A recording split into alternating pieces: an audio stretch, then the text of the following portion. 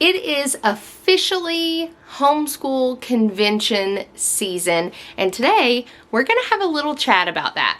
Whether you've been before or this is your first time, today's video is all about what to expect when going to a homeschool convention and also some tips and tricks along the way. So come on.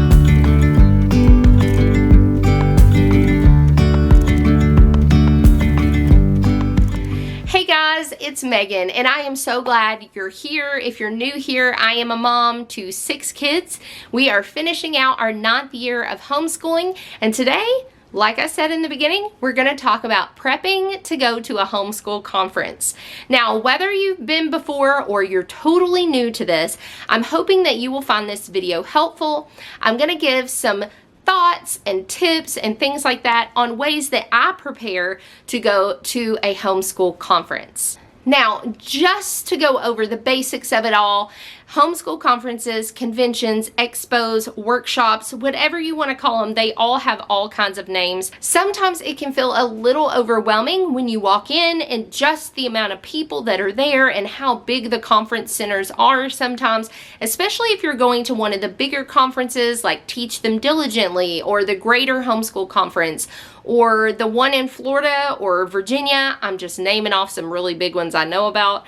But regardless, sometimes it can feel a little overwhelming.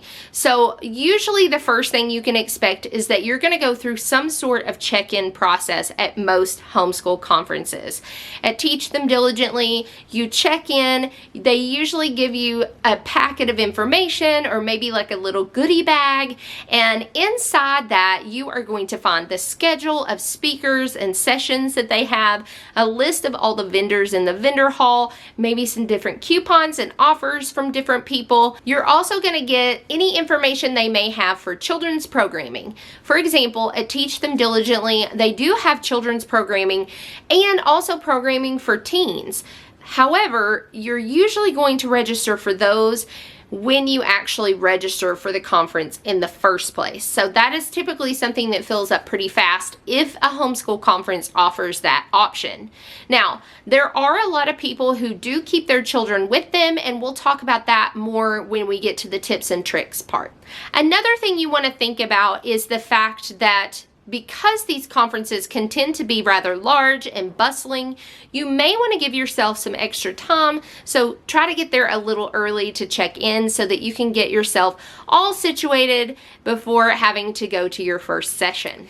Now that we've talked about those things and what to initially expect, let's talk about ways that you can prepare for the conference before it ever gets here. So the first thing that I do is kind of the obvious one. I register for the conference, and for me, I actually registered for the Teach Them Diligently conference at Teach Them Diligently last year. That is typically when you will get the absolute best price to be able to attend conferences as if you register the year that you're there previously. Now, typically the pricing will go up as you continue throughout the year, but just as a heads up, you do get the better pricing if you're actually attending the conference itself the previous year. The next thing that I do is as the conference is approaching, they will release the schedule or sessions of the speakers and workshops.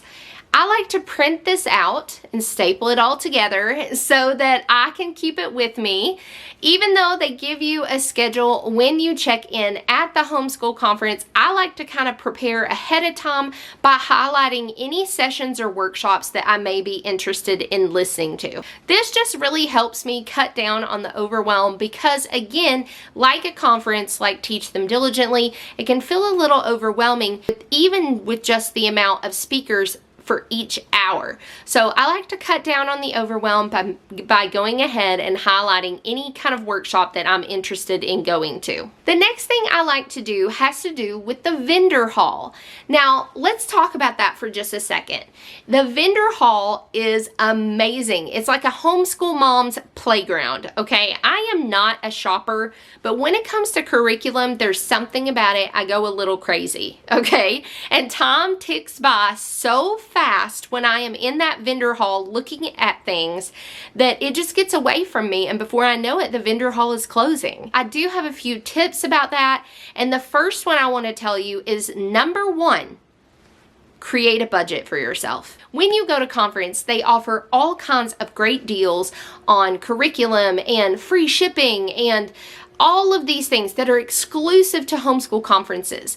If you are looking at a specific curriculum and that company is going to be at that conference, more than likely you're going to get the absolute best pricing or deal that you will get at any point throughout the year. So there are a lot of times I like to reserve purchasing curriculum until I get to the homeschool conference. Especially in our area, we don't have like a homeschool store that I can go to and actually look through the curriculum in person. That's what's so amazing about the vendor hall at these conferences, is that you literally can put your hands on pretty much any kind of curriculum that you're interested in. You can touch it, open it, feel it, talk to the publisher of it, and really get an idea if that is the curriculum that you want to take home for your homeschool. With that said, I typically know specific curriculum that I am interested in before I go to conference. I will write it all down, including read-alouds I might be interested in purchasing as well, because typically at our convention, they will have used book sellers there as well. They bring books that specifically go with different homeschool curriculum, which is pretty awesome. And you can get some pretty good deals there. So I like to make a list of any read-alouds, curriculum I know for sure that I'm going to purchase. That way when I get in the vendor hall, I'm not oohed and awed by all the amazing things I see in there. I can get what I need and then have the freedom to look around at whatever else I want to look at.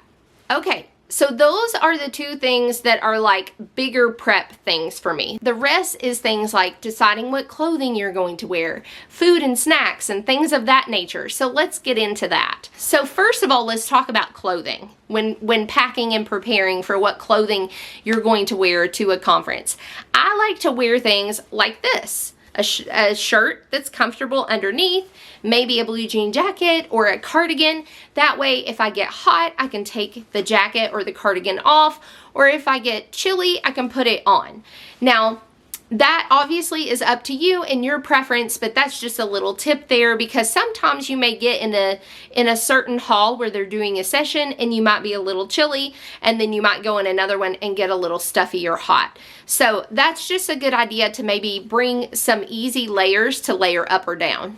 The next thing is to think about food and snacks and things like that. Now at our convention, we can actually bring in snacks and water ourselves, but there are some homeschool conferences that you may not be able to do that at. So make sure that you check on that beforehand so they don't make you throw anything away. That would be kind of bad. But water and snacks, because although ours does have snack stands, it can get kind of pricey pretty quick, and it's not really my choice of snacks to begin with. So making sure that you have that provision on hand for yourself or anybody else in your family, including kids if you're bringing them, that's a great thing to think about.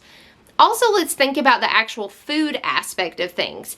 That's another thing you want to look at when looking at the schedule of events and sessions and things like that. As you want to see, is there built-in times for a lunchtime?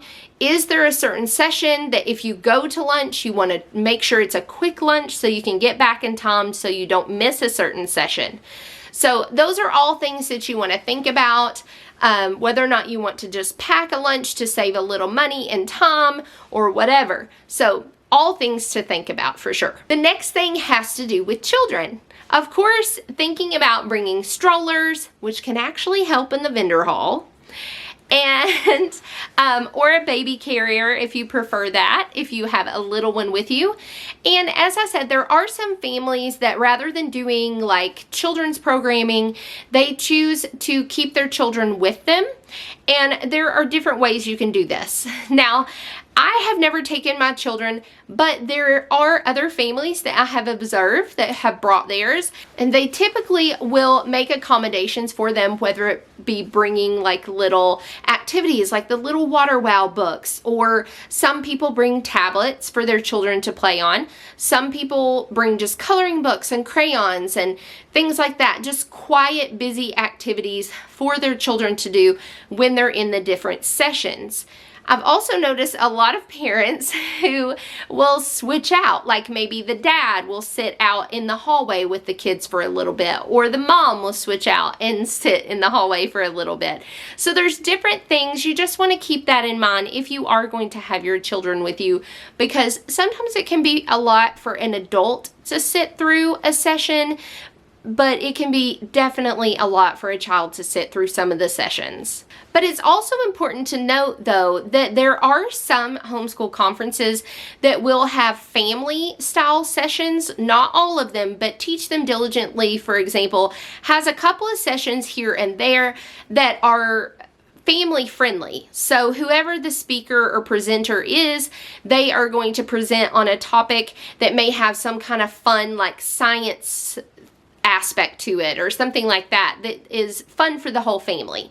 So some conferences will make those accommodations by having a speaker or two who does a session like that. The last thing I want to talk about is preparing for things to bring with you. Now, for me, I really love this backpack. It's like a tote bag, but a backpack. It's really comfortable, and this is what I bring to our convention. So I really like this because if I purchase anything, I can put it in here. If I want to bring a notebook and pencil, which is a really good idea to take any kind of notes, although I will say there are many times when I just pull out my phone and take a picture of whatever's on the PowerPoint that I want to remember. That way I'm not like writing the whole entire time. So that's just something to think about, though, just having like a pad of paper or a notebook and pencil or pen to write down whatever you want to. And I keep that in there as well. Another idea that you may want to do is to bring some type of like carrying tote. So if you do make quite a few purchases, you can accommodate that by having a tote bag. Another thing I want to let you know is usually the vendors in the vendor hall, if you do order from them at convention, they will typically ship the items to your house for free. Usually you can just put in an order instead of walking away with the stuff right then at conference, and that can save you carrying space, but also if you're traveling, that can also keep some extra space in your car or on the plane when you're traveling back home. So these are all just a few tips that I thought of when preparing for the homeschool conference. If you have some other ones or some things that you would like to share regarding homeschool conferences, then share them down in the comments below. I hope you guys found this video helpful. I am looking forward to our local homeschool conference, and I hope to see many of you there as well. Thanks so much, guys, and have a blessed day. Today's video is all about what to expect when going to a homeschool. Well, it's a good start, though. Today's video is all about what to expect when going to a homeschool invention.